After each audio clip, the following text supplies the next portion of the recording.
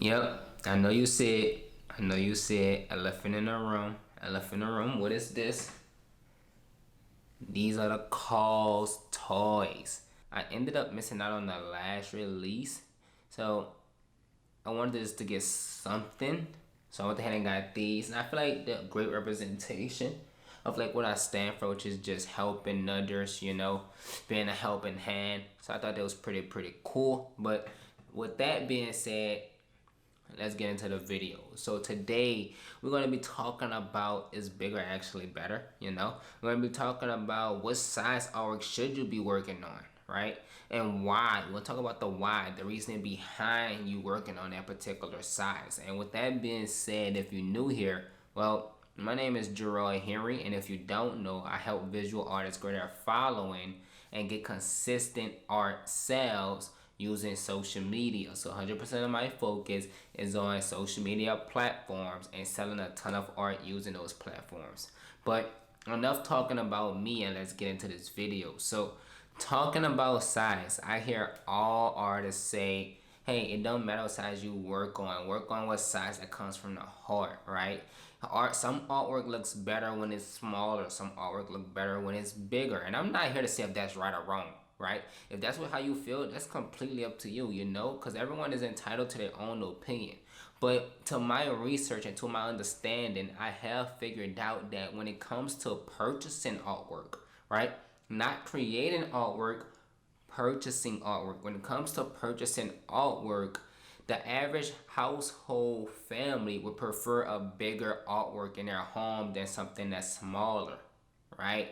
And I get it. I know what you're going to say. Well, I'm not creating artwork just to sell it. I want to create it because I want to create it and all that other blah, blah, blah, blah. And I get it. That's me too. But if you're creating artwork that you're going to love to create, you want to also think about the future and also think about once that work is created, will it be able to get sold, right? Now, I'm not saying confine your style to what others are looking to purchase. But what I'm saying is if you know size will make a big difference, go bigger. And I explain why. Typically, when someone purchases an artwork isn't like any other thing you can purchase. This is not something that's tangible. This is really something that's built on perceived value because art holds no value.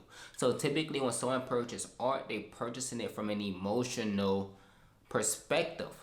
Now, let's think about this. When someone purchases something from an emotional perspective, right? Whenever emotional train of thought that leads to that purchase, emotion is something that always want to be talked about, right?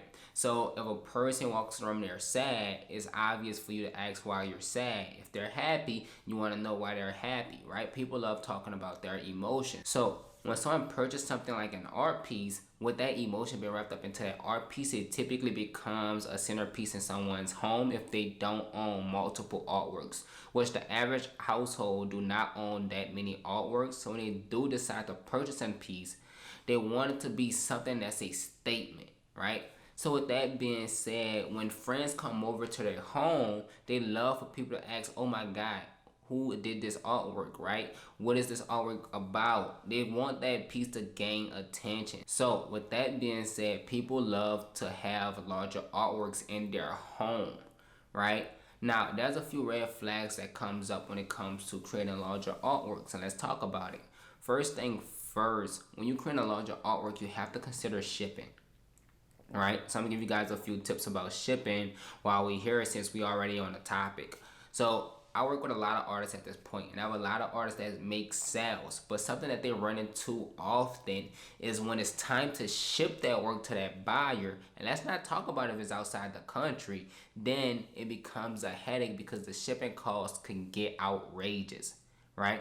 The reason I am talking about shipping now is because you need to learn how to cut that shipping cost in half. Now, what I have my artists do is I have them unframe all of their artwork if it's pretty big and shipping gets pretty expensive, and they roll it up and ship that artwork in a tube and then have that work reframed once it gets to that ideal buyer, right? And that's going to simply cut shipping in half. Now, some people say it's not going to look the same when you reframe it and things like that, but I can promise you, it have little, I guess you could say, impact on the artwork when it's actually reframed. right? So that's what I recommend for that. But back to the main topic, you don't want to create a small artwork, because in reality, if someone's going to purchase your artwork, you want them to be spending top dollar. But no one is trying to spend a ton of money on something small, right? I even give you an example. When I purchased these amazing Calls toys, my girlfriend seen them and she was like, wow, they're so small, you know? And that's the same thing that happens when someone sees a smaller artwork. Typically, when you have that bigger artwork, it holds more value. So the perceived value of that artwork instantly goes up. And that's what you want. The higher the perceived value, the easy it is to sell that artwork after it's completed. So the moral of the story here is, yes, you want to create bigger if you can create bigger, because it's just simply the truth that bigger is better, or at least bigger is more desirable.